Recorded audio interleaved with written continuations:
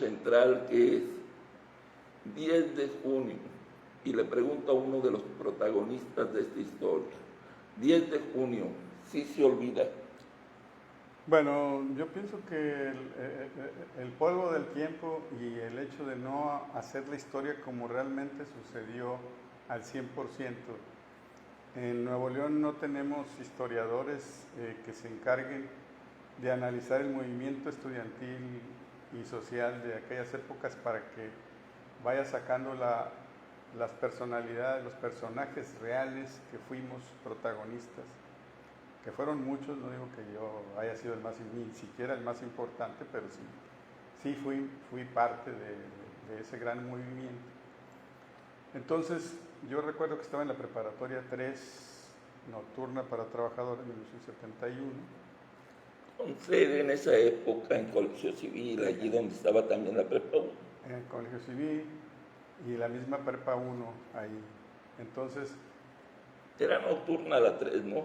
La 3 nocturna. Y la 1 era diurno. Y la 1 era la diurna.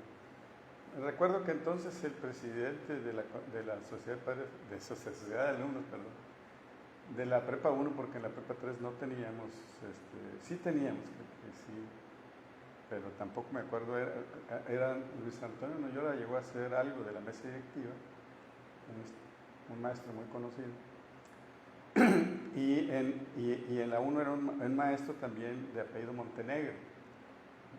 Dentro de su grupo de mesa directiva estaba Ricardo Cantú y Asael Sepúlveda y mucha gente que hoy a través del tiempo han sido muy conocidos en el Partido del Trabajo.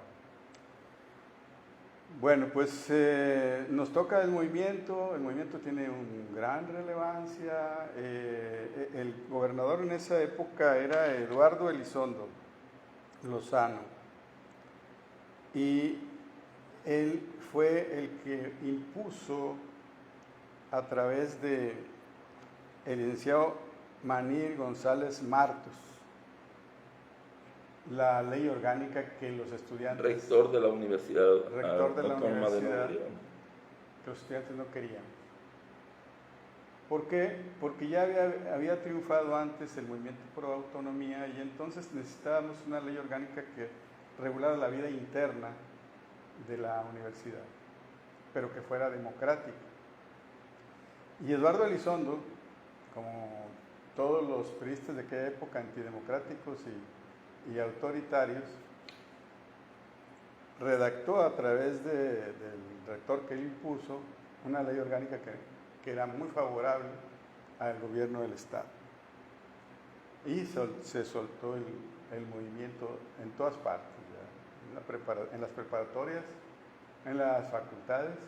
Obviamente las facultades más movidas en esa época pues eran economía, filosofía y letras, inclusive hasta ingeniería mecánica, recuerdo, que después fue una facultad completamente reaccionaria, pero en ese momento muy movida. La Facultad de Derecho, que también entró. Facultad de Derecho. Entonces, toda la universidad se movió y Elizondo lo que hizo fue que empezó a aceptar a través del movimiento, porque era un movimiento muy fuerte, que hubiera alguna elección interna. Y Héctor Ulises Leal Flores, ¿verdad?, gana la elección después de que fue destituido el licenciado González Martos y gana la elección el 20 de febrero de 1971 y está hasta el 12 de abril del 71. ¿La elección para qué? Para rector. Exacto. Y se convierte en rector, el único rector donde ha habido una elección totalmente democrática en la Universidad Autónoma de Nuevo León.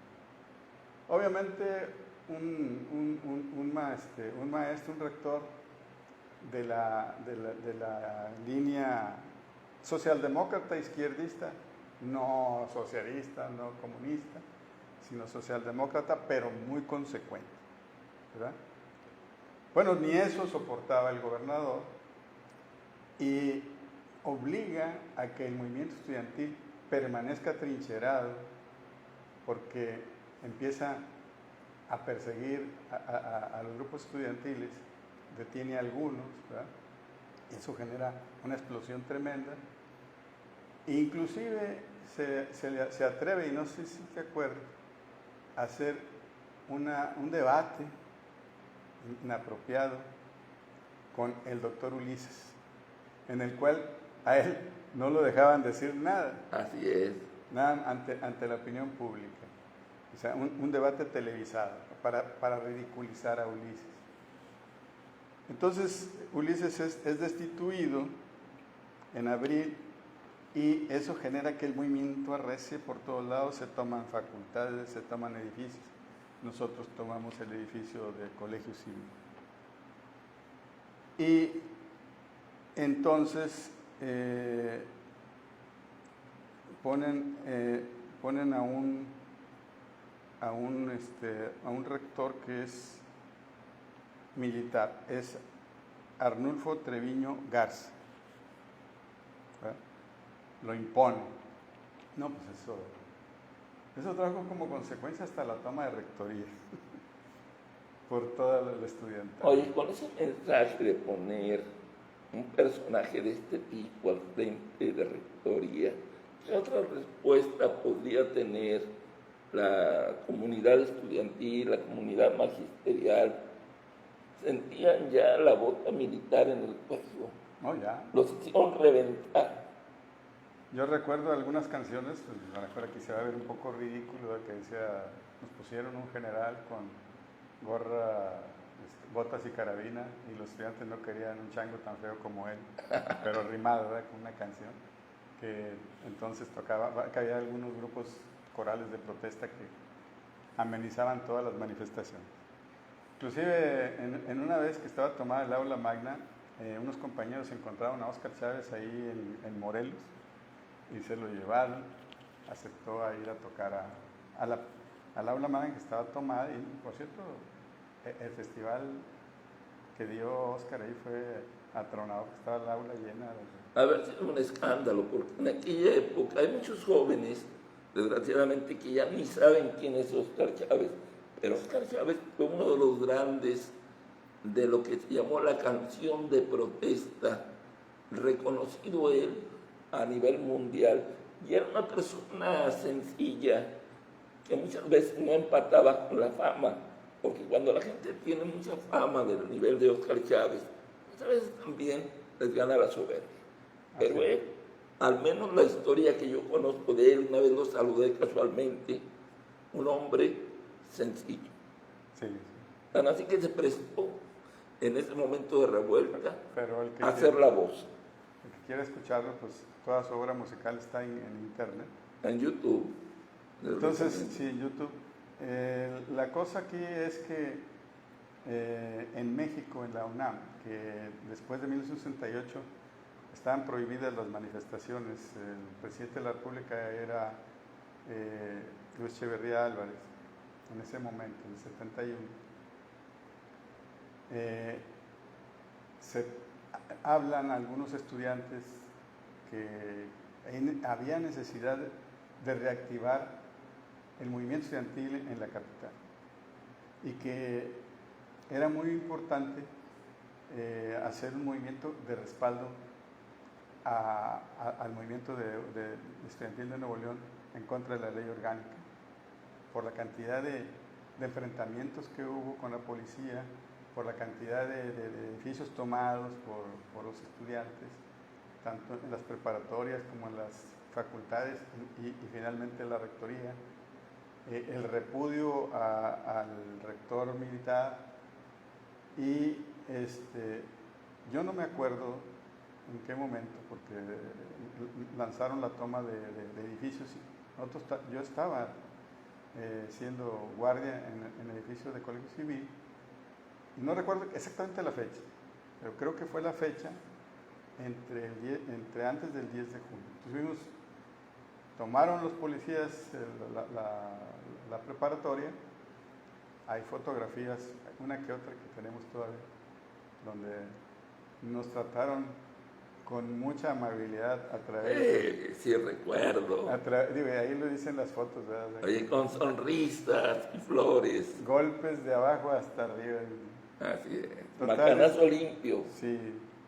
Y entonces se trasladó a la Ciudad de México una comisión, yo el único que me acuerdo, porque la comisión totalmente encabezó la marcha, o sea, junto con los líderes de la UNAM y del POLI, en la Ciudad de México, por San Cosme. Iban a San Cosme rumbo a la Normal Básica, y ahí iban a hacer el meeting.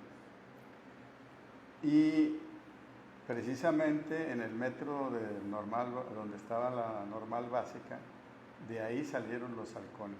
Y encabezaba la marcha Luis Ángel Garza, uno de los compañeros de la Facultad de Economía, que posteriormente fue guerrillero. Sí, sí. Y que posteriormente lo vi en el penal, ya entrada al penal yo por otra cosa, ya no por lo del movimiento de ley orgánica, sino por el movimiento de tarifas camioneras, pero ya fue en el 1972-73. En la famosa toma de camiones, cuando los camiones eran amablemente retirados y colocados en el patio, Sí. que está en la parte trasera de lo que hoy es Colegio Civil, en aquella época era la Prepa 1. Pero déjame destacar algo muy importante, la actitud de los ciudadanos. No entraban en conflicto con los estudiantes, y la actitud de la mayoría de los choferes, entre comillas, colaboraban. O sea, fue una recepción pero el pueblo por parte de la sociedad apoyaba, muy importante. el pueblo apoyaba ampliamente el movimiento estudiantil, las fotos no mienten, o sea, hay fotos donde tú ves los camiones de la Facultad de Agronomía, de las facultades que se trasladaban al Colegio Civil, porque era prácticamente en esa plaza donde se concentraba la mayor parte de la salida de las manifestaciones rumbo al Palacio de Gobierno.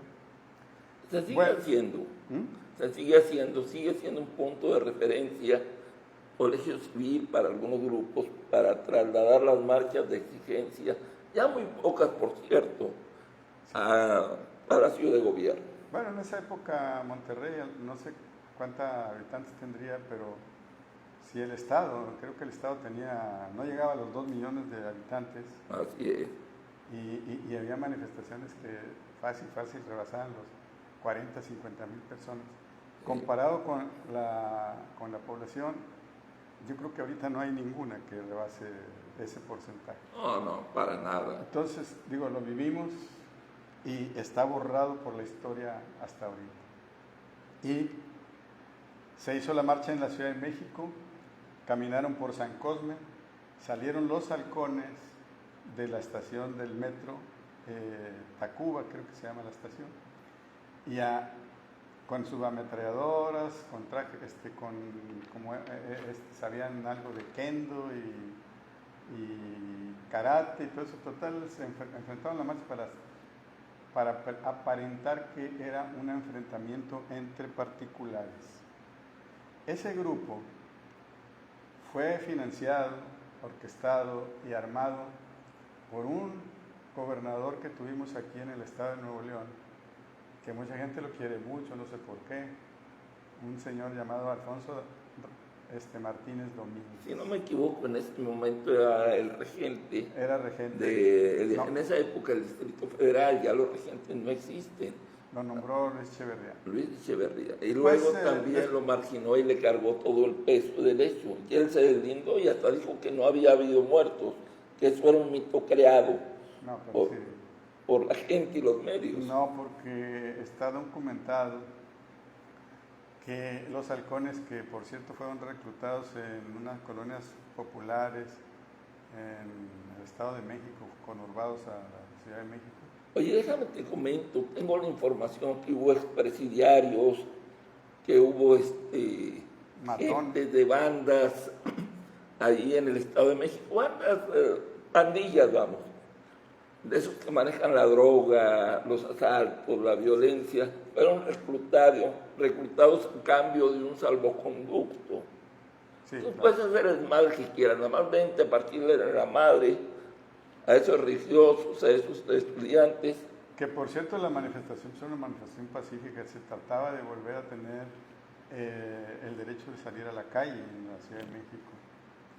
Bueno, entonces, como la situación ya escaló a nivel internacional hubo protestas por parte de la comunidad internacional de lo que había sucedido en México, que obviamente al estar en la capital hubo periodistas internacionales que cubrieron el evento y no pudieron ocultarlo. Entonces, Luis Echeverría... A nivel local en México, me refiero, en México y en la mayoría de los estados, se creó un velo de silencio por parte de los medios.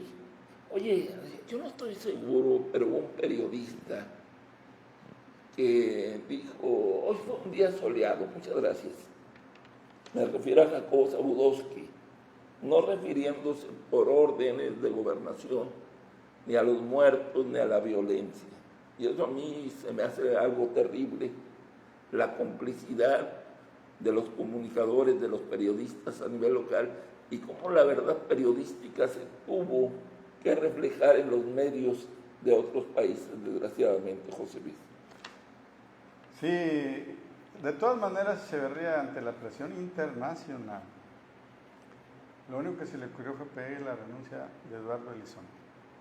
Y lo logró pues, en esa época, y yo creo que no sabemos si todavía, pero los presidentes en México, que somos muy presidencialistas, tienen un poder tremendo, ¿no? Entonces, a órdenes de Echeverría, tuvo que renunciar Elizondo antes de que terminara su mandato.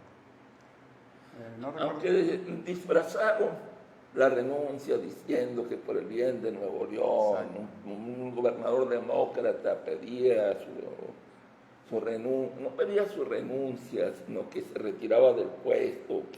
O sea, maquillaron la situación. Eso trajo y no fue una vergonzante salida ante la sociedad. Y una consecuencia de una entrecomillada amnistía a todos los detenidos que estaban en Nuevo León. Que ya habían hecho la masacre en San Cosme, los halcones, y finalmente esa fue la actitud que tomó el gobierno, no recuerdo el interino, pero eso, no sé si tú te acuerdas, sino la próxima, que quedó después de Elizondo, creo que era Luis Margarito Farías, algo así. Luis M. Farías. ¿Sí? Sí. Bueno, la cosa es que trataron después del niño ahogado, pues tapar el pozo hasta donde pudieron. Luis Echeverría quiso hacerle al democrático, fue a visitar a la Universidad Autónoma, a la UNAM, y le dieron una pedrada en la cabeza. Es algo históricamente imposible, que se quedó en los anales de la historia de México para un presidente autoritario. Y a Martínez Domínguez lo premiaron haciéndolo gobernador del estado de Nuevo León, para que también los oligarcas nuevoleoneses le hicieran muchas, pues, lo han visto como el mejor gobernador. Pero te voy a comentar una cosa sobre don Alfonso. Don Alfonso, ¿por qué fue designado prácticamente dedeado como gobernador? Porque en Nuevo León, en esa época, había un desmadre. Como consecuencia de las exigencias sociales, estaba un gobernador muy débil, Pedro Zorrilla. Estaba un movimiento que venía creciendo, el de Tierra y Libertad, el de los desposeídos que llegaron de muchos lugares a buscar un mejor sistema de vida aquí a Nuevo León, y se empezaron a apoderar de terrenos, y eso le dolía mucho a la gente del poder. Y Pedro Zorrilla no daba una respuesta, el movimiento estudiantil estaba muy fuerte. Entonces, ¿qué pensó el poder central? Necesitamos un hombre autoritario y mandaron a Martínez Domínguez. Adelante. No nomás el movimiento estudiantil se fortaleció, sino que empezó el movimiento armado. El movimiento armado con la Liga 23 de septiembre. En la época de Zorrilla, sí. Así Entonces, muchos enfrentamientos. El movimiento estudiantil no cesaba.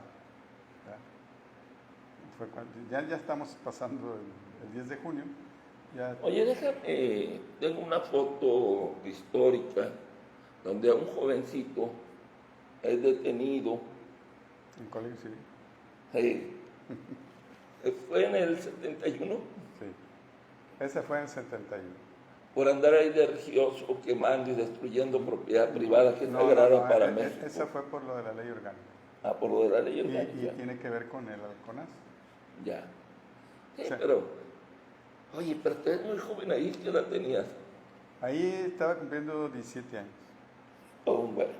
Sí. Y luego después, cuando ya estuve en el penal, que estaba en la preparatoria 9, pues de la 3 me fui a la 9, cuando los camiones fue en 1972-73.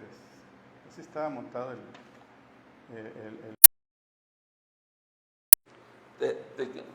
Te comentaba que hay algo que quisiera comentar por lo que esto significa.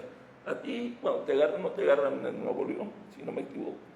Ah, bueno, en el de los camiones. En lo de los camiones, fueron a buscarte hasta Tamaulipas como un ejemplo de que cuando te pones en contra del gobierno, no importa si te escondes debajo de una piedra, van por ti y te enchorizan.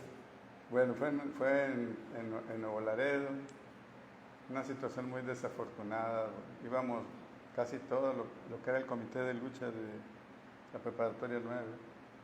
Digo casi todo porque iba la crema y nata nunca me ha gustado hablar bien así de mí excesivamente. Vanidad aparte. Pero los demás compañeros que eran miembros de la mesa directiva primero y luego comité, que eran los más importantes, íbamos a Nuevo Laredo todos juntos y al bajarnos del tren ahí nos agarraron. Que le dijeron, a ver, entonces había jovencitos, tren de vénganse. pasajeros. Nos vamos a llevar a un lugar mejor. No, pues sí, también con muchas caricias al estilo de la policía de aquella época.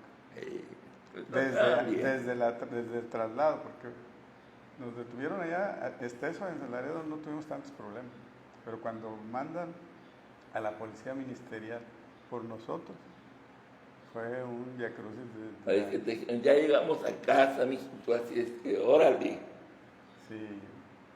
Y yo creo que todos los que hemos luchado tantos años para mejorar la vida del país, obviamente que, como dijo Pepe Mujica, nosotros luchábamos por un mundo igualitario y fuimos derrotados. Bueno, yo no me considero derrotado, ni tampoco ahorita.